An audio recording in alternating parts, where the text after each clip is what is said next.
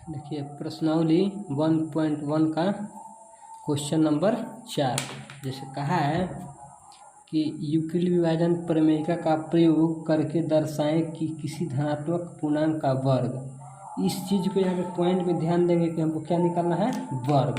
क्योंकि क्वेश्चन बनाने का मेन हमको इसको क्या निकालना है, वर्ग। तो इसको ध्यान रखेंगे तभी क्वेश्चन समझ में आएगा। किसी सब पूर्णांक का m के लिए 3m+1 के रूप में होता है। अब आप पढ़ चुके हैं। देखिए इस क्वेश्चन में हमको साफ कहा है कि यूक्लिड विभाजन प्रमेय का प्रयोग करना है, यानी जब तक यूक्लिड विभाजन प्रमेय का प्रयोग नहीं करेंगे तब तक यह हल नहीं होगा।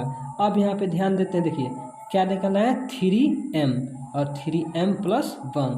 तो हमको यहाँ पर b का जो वैल्यू है वो क्या मिल चुका है, 3। क्या मिला है, 3।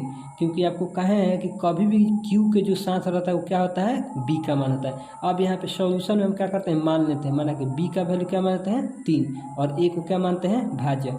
और r का फिर वही कंडीशन है, r का मान b से क्या होता है, हमेशा छोटा। तो r का मान 0, 1 और 2 मानेंगे। ठीक है, इसको टोटल को हम क्या मान लेते हैं, समीकरण 1। अब देखिए समीकरण 1 को ध्यान में रखते हुए क्या करेंगे, यूक्लिड विभाजन प्रमेय का प्रयोग करेंगे। तो क्या होता है, a बराबर bq+r। इसको हम लोग क्या बोलते हैं, सूत्र बोलते हैं। कौन सा, यूक्लिड विभाजन वाला। ठीक है, अब देखिए a का वैल्यू a है, b का वैल्यू हम क्या माने हैं, 3। तो यहाँ पे क्या रखेंगे, 3। और q का जो वैल्यू q रहेगा और प्लस में क्या है, r। तो इसको क्या मानते हैं, समीकरण 2। अब देखिए r का वैल्यू हम 3 यहाँ मैंने 0 माने हैं, 1 माने हैं और 2, यानी 3 को माने हैं।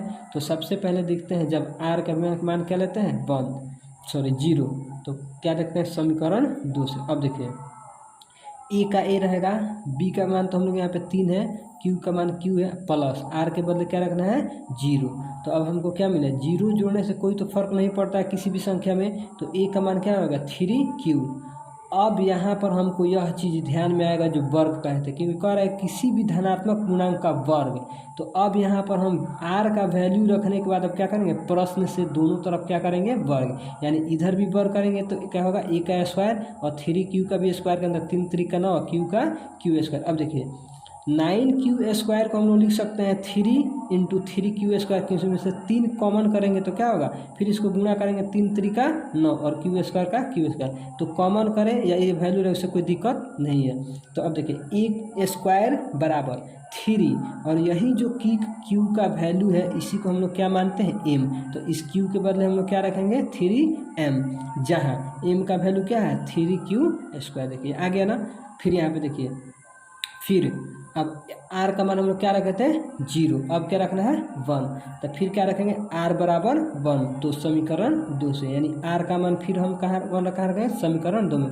तो समीकरण 2 क्या है, a है तो a, 3q है तो 3q, और r के बदले हम लोग क्या रखेंगे अब, 1। तो यहाँ पे क्या रखेगा, 1। फिर जब r का मान 1 रखेंगे तो वही कंडीशन हमको क्या याद रखना है, वर्ग। क्या याद रखना है, वर्ग। अब इस प्रश्न से दोनों तरफ इस दोनों में क्या करेंगे, वर्ग, यानी a का भी स्क्वायर करेंगे और 3q+1 का भी स्क्वायर। अब यहाँ ध्यान से थोड़ा समझने वाला चीज़ है कि यहाँ पर 3q+1, यहाँ पर a प्लस बी आ गया कि नहीं। तो a प्लस बी का फॉर्मूला होता है a² + 2ab + b²। अगर आपको मन में याद है तो इसको लिखने की कोई ज़रूरत नहीं है, बस हम आपको याद दिलाने के लिए यहाँ पे लिख दिए हैं। अगर आपको याद है तो इसको नहीं लिखिए, कोई दिक्कत नहीं है। अब देखिए 3q+1 का स्क्वायर, 3q² + 2ab, यानी 2 क्या है हमारा फॉर्मूला है, a के जगह पर क्या है, 3q। तो 3q, अब b के जगह पर क्या है, 1, तो 1, अब +1 का यानी 1 का स्क्वायर। अब ये हो जाएगा 3 3 का 9q स्क्वायर, 3 दूना के 6, 6 एकम 6q। अब देखिए अब फिर +1 का स्क्वायर क्या होगा, 1। अब इसमें से हम क्या करेंगे, देखिए 9q और +6q को एक जगह रखेंगे, इसमें से 3 कॉमन करेंगे तो यहाँ पे क्या बचेगा, 3q² और फिर यहाँ पे 3 निकल कर क्या बचेगा, 2q। फिर देखिए इसको जांच करना है कि सही है कि गलत। तो 3 3 का 9 और q² तो q², फिर 3 दूना के 6 और q है तो q, और 1 को हम लोग साइड में रखेंगे क्योंकि इस 1 में से तो 3 कॉमन होगा नहीं। अब इसी चीज़ को हम लोग फिर क्या मानेंगे, 1, क्योंकि आपको बार बार बोले हैं जो कॉमन के अंदर रहता है उसी को हम लोग क्या मानते हैं, m मानते हैं। क्या मानते हैं, m, क्योंकि इसके पहले भी क्वेश्चन हम सिद्ध कर चुके हैं 2 नंबर, तो यही कंडीशन था, इसमें भी वही कंडीशन। हालांकि किसी में इसके बाद भी अगर घन वाला क्वेश्चन आएगा उसमें भी जो q कॉमन होगा वही वाला चीज़ हमको क्या माना, m मानना है। तो जो ब्रैकेट के अंदर रहेगा उसी को हमेशा m माना, ये चीज़ आप लोग ध्यान में रखिएगा। जैसे अब मान लीजिए इसके बदले में हम लोग यहाँ पे क्या ले लिए हैं, तो ए स्क्वायर बराबर क्या हो गया 3m+1, जहाँ m को हम लोग क्या मानिए 3q² + 2q। यही में क्वेश्चन हमको सिद्ध करना था कि 3m, तो 3m हमको यहाँ पर एक मिल गया 3m यानी e का स्क्वायर। ये देखिए इसका वर्ग किए हैं तब हमको 3m आया है, फिर उसी तरह इसका भी यहाँ पे वर्ग किए हैं तभी हमको क्या 3m+1 आया है। तो यह क्वेश्चन में क्या इस तरह से क्वेश्चन बनेगा। समझ में आया।